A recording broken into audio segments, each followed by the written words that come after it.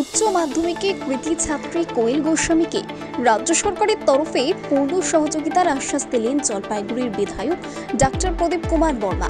শনিবার প্রত্যন্ত গ্রামের বাসিন্দা কোয়েল গোস্বামীর বাড়িতে এসে সংবর্ধনা জানান বিধায়ক। তার উজ্জ্বল ভবিষ্যৎ কামনা করেন তিনি।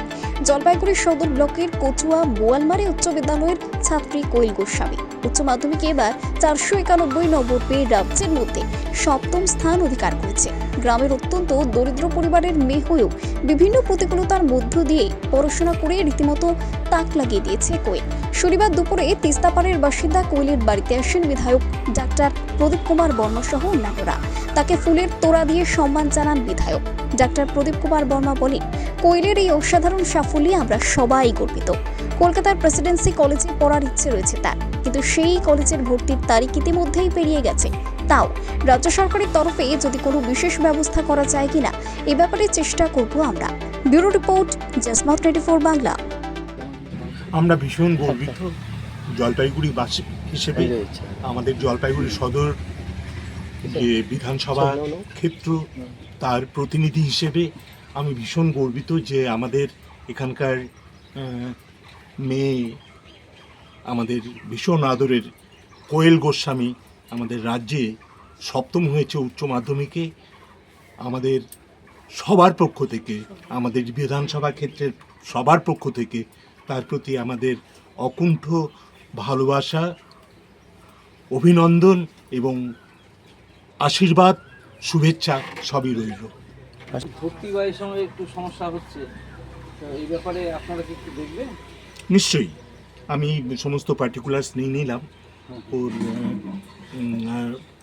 ইনিশিয়ালি প্রেসিডেন্সি বিশ্ববিদ্যালয়ে ভর্তি হওয়ার ইচ্ছে প্রকাশ করেছিল, কিন্তু আনফর্চুনেটলি ওখানকার যে ডেট সেটা এক্সপায়ার করে যায়। এছাড়াও অন্যান্য কলেজের জন্যে ওর চান্স তো রয়েইছে, ভালো ভালো কলেজ কলকাতার। তবু প্রেসিডেন্সিতে কিছু বন্দোবস্ত করা যায় কি না সরকারের পক্ষ থেকে আমি অবশ্যই রাজ্য লেভেলে আমার অনুরোধ করব যারা সংশ্লিষ্ট কর্মকর্তা রয়েছেন তাদের কাছে। মানে এমএলএ তো অনেক প্রতিকূলতার, অনেক এমনি এখানকার বাড়িঘর, কোয়েলের বাবা রয়েছেন আমার সঙ্গে, ওনার মা রয়েছে, ছোট বোন রয়েছে।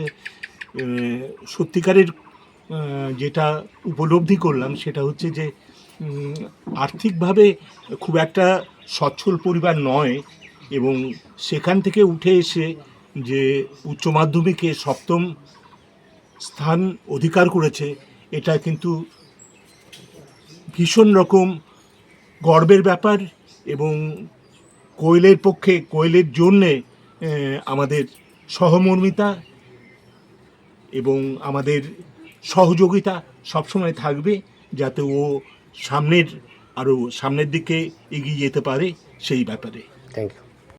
এমএলএ স্যার এসছেন, অনেক অনেক ধন্যবাদ। উনি ওনার মূল্যবান সময় বের করে এখানে এসছেন।